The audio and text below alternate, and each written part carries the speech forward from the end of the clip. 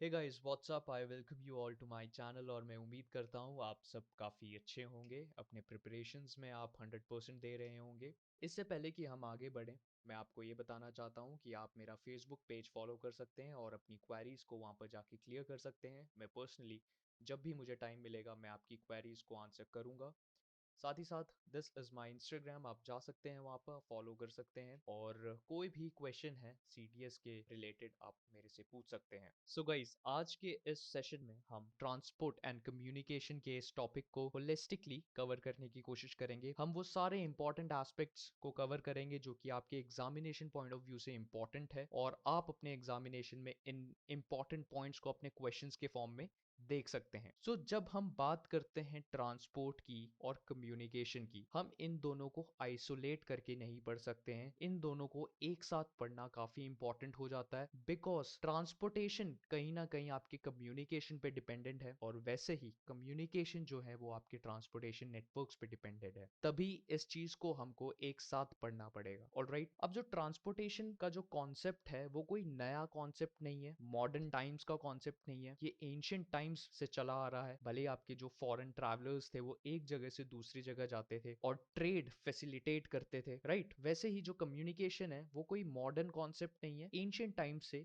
ये दोनों चीजें हमारी सोसाइटी में काफी इंपॉर्टेंट पार्ट प्ले करता आया है। सो इसी के वजह से ये जो टॉपिक है इंपॉर्टेंट हो जाता है। अब ट्रांसपोर्टेशन एंड कम्युनिकेशन, आपको बहुत अच्छे से पता होगा कि हमारे पास जो मेन ट्रांसपोर्टेशन के साधन है वो है by land, by air and by your water. अब लैंड में अलग अलग आपके रूट्स आ जाते हैं, भले वो बाय ट्रेन आया, रेलवे ट्रांसपोर्टेशन हो गया, या रोड नेटवर्क्स हो गए, रोड ट्रांसपोर्टेशन हो गए, केबल वेज हो गए, रोप वेज हो गए, गैस पाइपलाइंस हो गए। तो ये क्या है, आपके ट्रांसपोर्टेशन के नेटवर्क्स हैं ऑन द लैंड। वैसे ही आपके एयर ट्रांसपोर्टेशन में क्या आ जाते हैं, आपके बड़े बड़े हवाई जहाज आ जाते हैं, एयरप्लेन्स आ जाते हैं, जो कार्गो एक जगह से दूसरी जगह एयर ट्रांसपोर्टेशन के थ्रू हम अंजाम देते हैं। और वैसे ही आपका जो वाटर है, जिसमें हम क्रूज शिप हो गई या आपके जो बड़े बड़े मर्चेंट वेसल्स हो जाते हैं, एक जगह से दूसरी जगह आपके ट्रेड को फैसिलिटेट करती है। तभी ट्रांसपोर्टेशन इंपॉर्टेंट हो जाता है बिकॉज आगे जाके जो आपके रिसोर्सेज हैं वो आपके आपके घर तक आ पाते हैं। समझ आया? अब देखो यहाँ पर मीन्स ऑफ ट्रांसपोर्ट का एक छोटा सा डायग्राम दे रखा है। मीन्स ऑफ ट्रांसपोर्ट जो है आपके तीन मेजर हिस्सों में डिवाइडेड है, दैट इज योर लैंड,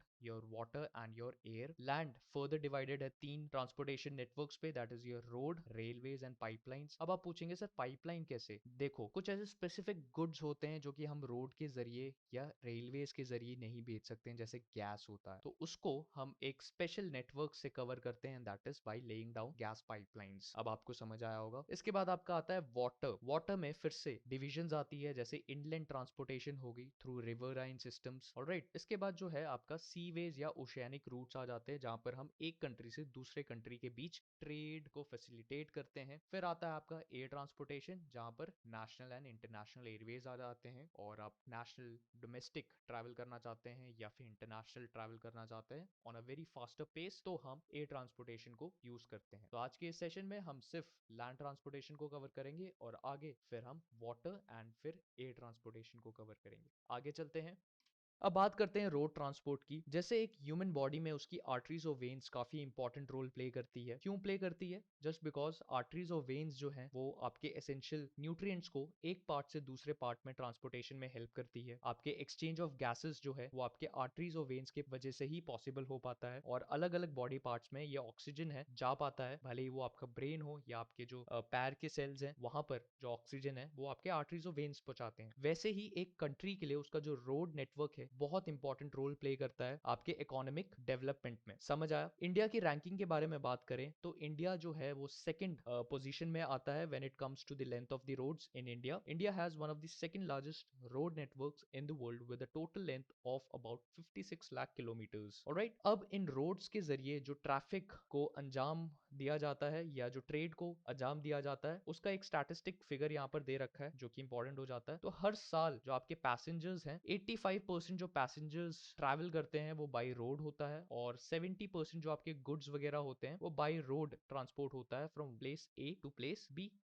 जो आपका रोड ट्रांसपोर्ट है वो काफी ज्यादा सूटेबल होता है when it comes to your shorter distance travel. तो लोग ज्यादा प्रेफर करते हैं बस लेने का या अपनी कैब्स लेने का अगर आप पास में जाना हो कहीं, लेकिन अगर दूर दराज कहीं जाना हो तो रेल को प्रेफर किया जाता है या फिर आपके एयर को प्रेफर किया जाता है। अब एक पते की बात यहाँ पर आपको पता होनी चाहिए कि जो वर्ल्ड वॉर जब 2 चल रही थी, ब्रिटिशर्स को ये रियलाइज हुआ कि भैया देखो, रोड का नेटवर्क बहुत इंपॉर्टेंट है when it comes to supplying your ammunition to the soldiers एक जगह से दूसरी जगह। अगर आपके देश में प्रॉपर रोड्स नहीं होगी तो मेजर इमरजेंसी के समय पे अब वाइटल चीजों को कैसे प्रोवाइड करेंगे। तो 1943 में एक सीरियस अटेम्प्ट को पेश किया गया था in the form of your Nagpur plan. अब ये जो नागपुर प्लान है वो ठीक से इंप्लीमेंट नहीं हो पाया था बिकॉज यहाँ पर प्रिंसली स्टेट्स और ब्रिटिशर्स के बीच काफी ज्यादा कोऑर्डिनेशन में एरर था, लैक ऑफ कोऑर्डिनेशन थी। लेकिन जैसे ही इंडिपेंडेंस हुआ, इंडिपेंडेंस हमें मिली 1947 के बाद, तो 1961 में एक 20 ईयर रोड प्लान को इंट्रोड्यूस किया गया था ताकि जो हमारे रोड्स, इंडिया में जितनी रोड्स हैं उसका जो कंडीशन है उसको और ज्यादा एनहांस किया जा सके और ज्यादा इंप्रूव किया जा सके। तो यहाँ पर ये सारे पॉइंट्स पॉज करके पढ़ लेना इंपॉर्टेंट है, ये सारे क्वेश्चन के फॉर्म में आ सकते हैं। अब 1961 में ये प्लान आ तो गया, लेकिन क्या ये प्लान अच्छे से इंप्लीमेंट हो पाया हमारे देश में? सो इसका आंसर है नहीं। क्यों? क्योंकि आज भी अगर हम अपने अर्बन एरियाज को देखते हैं या अर्बन सेंटर्स को देखते हैं, वहां पर जो रोड्स की कनेक्टिविटी है वो आपको बेस्ट ऑफ द बेस्ट मिलती है। लेकिन वही आप राजस्थान के किसी एक गांव में चले जाएं या मध्य प्रदेश के या यूपी के किसी गांव में चले जाएं, वहां पर जो रोड्स की कनेक्टिविटी है वो काफी ज्यादा खराब है, आपको पक्की सड़कें नहीं मिलेगी। आज भी वहां पर कच्ची सड़कों के माध्यम से ट्रेड को फैसिलिटेट किया जाता है या फिर जो ट्रांसपोर्टेशन एक जगह से दूसरी जगह होती है वो इन्हीं कच्ची सड़कों पे ही किया जाता है। सो एक तरह से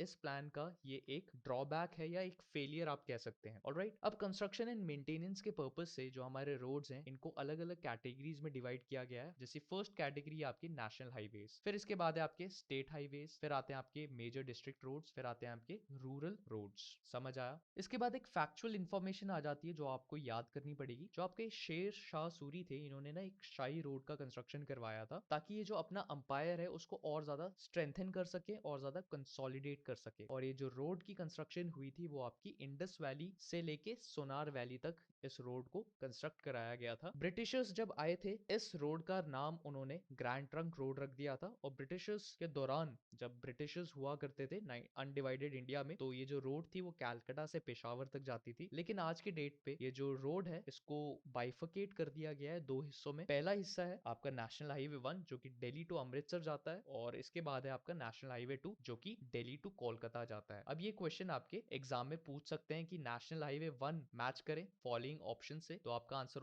होगा दिल्ली टू अमृतसर, और national highway 2 Delhi to Kolkata. Alright, अब बात करते हैं नेशनल हाईवेज की। नेशनल हाईवेज नाम से ही पता लग रहा है ऐसे हाईवेज जो कि हमारे नेशन के लिए काफी इंपॉर्टेंट है। स्ट्रैटेजिक पर्पस के लिए इन हाईवेज को ज्यादातर यूज किया जाता है। ये जो हाईवेज हैं वो एक्चुअली एक स्टेट को दूसरे स्टेट से जोड़ता है, एक स्टेट की कैपिटल को दूसरी कैपिटल से जोड़ता है, मेजर सिटीज को जोड़ता है, मेजर पोर्ट्स को जोड़ता है, आपके रेलवे जंक्शंस को जोड़ता है, और बहुत सारे अन्य इंपॉर्टेंट चीजों को आपस में कनेक्ट करता है ये। अब ये जो रोड्स हैं इनकी एक्चुअली जो मेंटेनेंस होती है और इनकी जो कंस्ट्रक्शन होती है वो सेंट्रल गवर्नमेंट के द्वारा होती है। That is the reason why we called these roads as national highways. Now the main roads which are constructed and maintained by central government are known as national highways. All right. अब देखो, अगर हम national highways को consider करते हैं और इसको compare करते हैं हमारे पूरे रोड नेटवर्क्स के साथ, तो हम यहाँ पर पाते हैं कि नेशनल हाईवेज हैं सिर्फ हमारे देश में सिर्फ 2% है। लेकिन ये जो 2% है आपके 40% रोड ट्रैफिक को कैरी करता है। साथ ही साथ जस्ट बिकॉज ये हमारे नेशन का एक बहुत इंपॉर्टेंट एसेट है, डिफेंस में काफी ज्यादा यूज होता है, डिफेंस इक्विपमेंट को एक जगह से दूसरी जगह स्ट्रैटेजिक एरियाज को कनेक्ट करता है। दैट इज द रीजन एक पूरी अथॉरिटी को यहाँ पर 1995 में बनाया गया था, और इस अथॉरिटी का नाम है national Highway Authority of India. अब ये एक ऑटोनॉमस बॉडी है जो कि मिनिस्ट्री ऑफ सर्फेस ट्रांसपोर्ट के अंडर आता है। साथ ही साथ इस बॉडी के ऊपर काफी रिस्पॉन्सिबिलिटीज हैं, जैसे आपकी नेशनल हाईवे की डेवलपमेंट की रिस्पॉन्सिबिलिटी है, मेंटेनेंस की यहाँ पर रिस्पॉन्सिबिलिटी है इसके पास। साथ ही साथ जितना भी टोल टैक्स होता है, जितने भी टोल प्लाजाज होते हैं, उनका जो ऑपरेशन है वो एक्चुअली आपके national Highway Authority of India के तहत ही होता है। जो आपका रिसेंटली फास्टैग आया था वो भी National Highway Authority of India के द्वारा ही इसको लॉन्च किया गया था। Now this is also the apex body to launch the quality of the roads designated as national highway. So I hope national highway आपको समझ आया होगा। अब यहाँ पर एक डाटा है, 2016 का डाटा है, ज़्यादा पुराना नहीं है। तो हमारे जितने नेशनल हाईवेज़ हैं, इनकी लेंथ यहाँ पर दे रखी है, एक बार देख लेना। स्टेट हाईवेज़ की लेंथ दे रखी है, मेजर डिस्ट्रिक्ट रोड्स की यहाँ पर आपको लेंथ दे रखी है और आपके रूरल रोड्स की यहाँ पर लेंथ दे रखी है। तो आप देख पा रहे होंगे कि जो आपके नेशनल हाईवेज़ है, उनकी जो लेंथ है वो काफ़ी ज़्यादा कम है और रूरल रोड्स जो हैं वो काफ़ी ज़्यादा है। और ये जो डाटा रिलीज़ किया गया है, ये ministry of road transport and highway annual report के तहत इस डाटा को लेके आए हैं। समझ आया?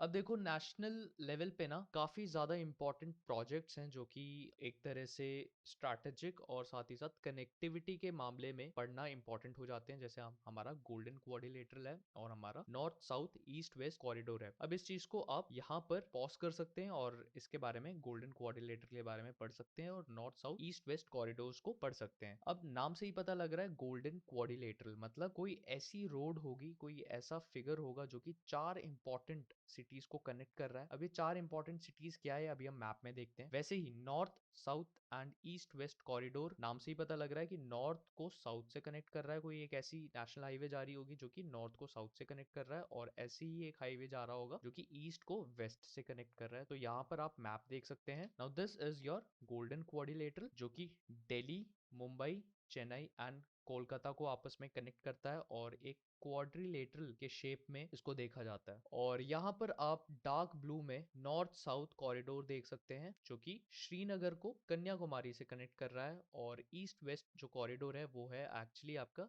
सिलचर को पोरबंदर से कनेक्ट कर रहा है। तो ये इंपॉर्टेंट है, इस चीज को पॉज करो और आप इसको पढ़ सकते हो। समझ आया? नेशनल हाईवेज के बाद आता है आपके स्टेट हाईवेज। अब नाम से ही पता लग रहा है ऐसे हाईवेज जिसका कंस्ट्रक्शन और जो मेंटेनेंस है वो स्टेट गवर्नमेंट के द्वारा होता है। स्टेट हाईवेज का जो बेसिक पर्पस है, बेसिक एम है, वो स्टेट की कैपिटल को बाकी के डिस्ट्रिक्ट हेडक्वार्टर्स और बाकी इंपॉर्टेंट टाउन्स से जोड़ना है। और फर्दर जो आपके स्टेट हाईवेज हैं वो आगे जाके नेशनल हाईवेज से जुड़ जाते हैं। नेशनल हाईवेज का जो परसेंटेज शेयर था हमारे टोटल रोड नेटवर्क में वो 2% था, लेकिन जो स्टेट हाईवेज है यहाँ पर 4% है। तो याद रखना नेशनल हाईवेज से ज्यादा आपके स्टेट हाईवेज हैं। Now these constitute 4% of the total road length in the country. State highways के बाद आते हैं आपके डिस्ट्रिक्ट रोड, राइट। अब डिस्ट्रिक्ट रोड क्या है? डिस्ट्रिक्ट रोड का जो बेसिक पर्पस है दो डिस्ट्रिक्ट के हेडक्वार्टर्स को आपस में जोड़ना या फिर बाकी इंपॉर्टेंट जो छोटे छोटे पार्ट्स होते हैं एक डिस्ट्रिक्ट के उनको जोड़ना। अब स्टेट हाईवे से ज्यादा इनका परसेंटेज शेयर रहता है टोटल रोड लेंथ या रोड नेटवर्क में जो कि है 14%। तो आप यहाँ पर देख पा रहे होंगे नेशनल हाईवे का सबसे कम है, फिर स्टेट हाईवेज आता है, फिर डिस्ट्रिक्ट रोड्स आते हैं, फिर आपके रूरल रोड्स आते हैं। Now they accounts for 14%. Now they account for 14% of the total road length of the country. Got it? इसके बाद आता है आपका rural roads. Now these roads are vital for providing links in the rural areas. About 80% of the total road length in India are categorized as rural roads. There is a regional variation in the density of the rural roads because these are influenced by nature of the terrain. अब बाकी roads के अलावा जो अभी हमने किया, इन roads के अलावा भी कुछ roads होती हैं जो कि borders के पास construct किया जाता है। अब जो borders और जो ऐसे strategic international highways जो होते हैं उनका जो construction होता है वो border road organization के द्वारा होता है। यहाँ पर national Highway Authority of India का काम खत्म हो जाता है और एक और ऑर्गेनाइजेशन जिसका नाम है बॉर्डर रोड ऑर्गेनाइजेशन उसका काम शुरू होता है। Now the border road organisation was established in May 1960। Star mark कर लो। Now they aim for accelerate the economic development and to strengthen the defense preparedness through rapid and coordinated improvement of strategically important roads along the northern and the northeastern boundary of the country. So ये जो organization है mainly आपके north areas में जो high altitude region है वहां पर roads की construction करती है, साथ ही साथ जो आपका north east area है वहां पर भी यही organization roads का development maintenance के लिए काम करती है। This road runs at an average altitude of 40 to 70 meters above the mean sea level. अब यहाँ पर एक एग्जाम्पल देख लो, जैसे आपका चंडीगढ़ जो मनाली से जिस रोड से जुड़ा हुआ है वो एक हाई ऑल्टीट्यूड रोड के तौर पे जाना जाता है। अब इस रोड का जो कंस्ट्रक्शन है वो आपके बॉर्डर रोड ऑर्गेनाइजेशन के द्वारा किया गया है और इसका जो एवरेज ऑल्टीट्यूड है वो बेसिकली कितना है 40 to 70 metres. Now it has constructed roads joining Chandigarh with Manali and Leh. This road runs at an average altitude of 40 to 70 meters above the mean sea level. इसके बाद एक important एक करंट अफेयर का topic आप बोल सकते हो जो कि हाल फिलहाल न्यूज में काफी रहता है और आपके क्वेश्चंस के फॉर्म में आ सकता है। भारत माला प्रोजेक्ट क्या है? अब भारत माला एक अम्ब्रेला स्कीम है, एक अम्ब्रेला प्रोजेक्ट है। अम्ब्रेला क्या होता है? एक ऐसा प्रोजेक्ट जो कि बहुत एस्पेक्ट्स को कवर करता है। उस प्रोजेक्ट को या उस स्कीम को हम अम्ब्रेला स्कीम कहते हैं या अम्ब्रेला प्रोजेक्ट कहते हैं। अब भारत माला प्रोजेक्ट के अंदर क्या बात करते हैं? सबसे पहले यहाँ पर बात की जाती है कि आपकी स्टेट रोड्स को डेवलप किया जाए, कोस्टल बॉर्डर्स के आसपास हो, वहां की रोड्स को बनाया जाए ताकि जितने भी नॉन मेजर पोर्ट्स हैं वो आपस में लिंक हो सके। समझ आया? साथ ही साथ जितने आपके बैकवर्ड एरियाज हैं, बैकवर्ड रिलीजियस एरियाज है, टूरिस्ट प्लेस है जहां पर कनेक्टिविटी कम है, वहां पर कनेक्टिविटी को बूस्ट किया जाए। समझ आया? इसके बाद जो थर्ड इसका बेसिक ऑब्जेक्टिव है वो है सेतु भारतम परियोजना।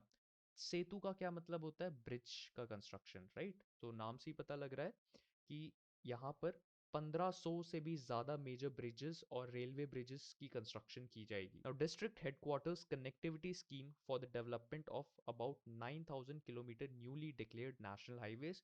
The programme is targeted for the completion by 2022। So इसको आप और ज्यादा पढ़ सकते हैं करंट अफेयर्स के टॉपिक में। एक आपको यहाँ पर ब्रीफ ओवरव्यू देना था कि भारत माला प्रोजेक्ट क्या है।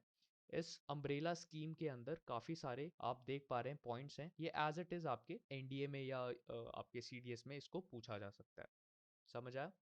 So guys this was the session. I hope आपको ये लेक्चर पसंद आया होगा। अगर आपको ये लेक्चर पसंद आया और आप चाहते हैं कि मैं और लेक्चर्स इसी टाइप के लाता रहूं, आप प्लीज़ चैनल को सपोर्ट करें। आप नीचे सब्सक्राइब कर सकते हैं। कोई भी अपनी क्वेरी को आप कमेंट सेक्शन में डाल सकते हैं, मैं पर्सनली आंसर करने की कोशिश करूंगा। So guys see you next time and all the very best for your upcoming exams. Thank you very much.